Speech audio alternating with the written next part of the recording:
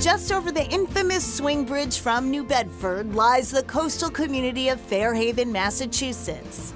A town where the architecture reigns supreme and the rich maritime heritage is evident on every corner.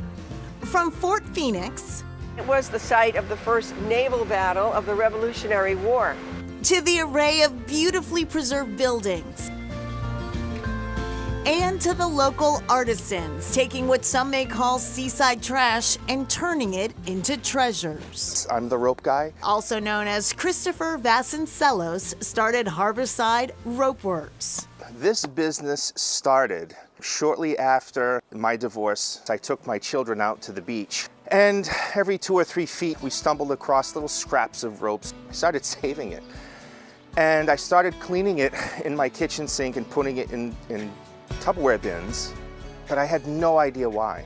The why has been answered. Vasconcelos blends tradition and innovation, upcycling discarded fishing rope into art of all kinds. Buoy lamps, coasters, bracelets, anklets, necklaces, dog leashes, doormats, but everybody, from what I could see, was kind of doing the same thing.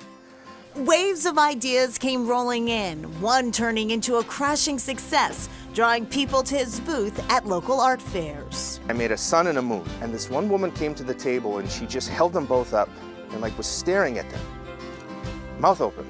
She said, "Can I want these." That was it. It's a multi-day process, from cleaning. It's not that bad. I just fill this bin with water and it soaks for a few days. Then it's on to the drying rack. The way my fence was built is kind of perfect. Once dry, the rope is sorted into bins for storage. Different thicknesses, different colors. The recipe for putting it all together remains a secret, but the finished product is flying off shelves.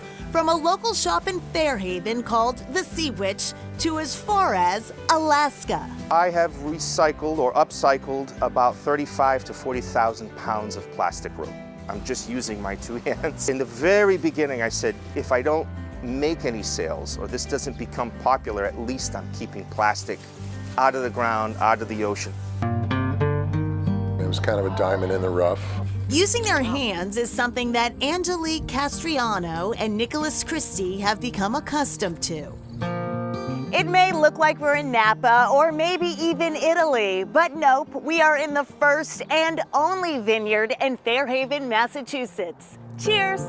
The newly opened Nascatucket Bay Vineyard didn't always look this way. From what I've gathered so far from descendants of, original owners coming in and telling their story, this was a dairy farm in the 1920s. When we found it, it was pretty much overgrown to the roads. So the couple got to work. We went with our gut on a lot of things. We weren't trying to be like all the other vineyards. We don't want this to feel like a pretentious wine drinking situation or that you need to be some sort of wine expert in order to be into what we have going on here.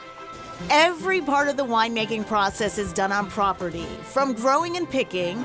This is where we make the wine. To pressing and aging. Our reds go into the oak barrels, and ideally these will be in the barrel for a year. To bottling and labeling. And of course, tasting. Right now we have 6 wines on the menu. A lot of them are blends. From crisp whites to robust reds and everything in between. The first one I'm going to give you is our Pink Riesling. This is probably the sweetest of our wines and very popular. We add a tad of Pinot Noir to it to give it that beautiful light pink color. So pretty. Oh my God, it is so pretty, and it's so pretty sweet shade of pink. and yummy. The vineyard's picturesque setting invites guests to relax and enjoy the natural beauty of Fairhaven. Wine's awesome. This is probably about our 5th time coming, and we bring friends and family every time our group gets bigger. There is a Frank Sinatra theme when it comes to wine names at Nascatucket Bay Vineyard. Angelique says they were trying to come up with names for the menu launch, and Summer Wind began to play, starting the Sinatra trend. And back to Harborside Rope Works, Chris holds a U.S. copyright for his rope wave. He says it doesn't stop people from copying his work, but it's a good deterrent at least. Still ahead, back to New Bedford and a stop on the Underground Railroad.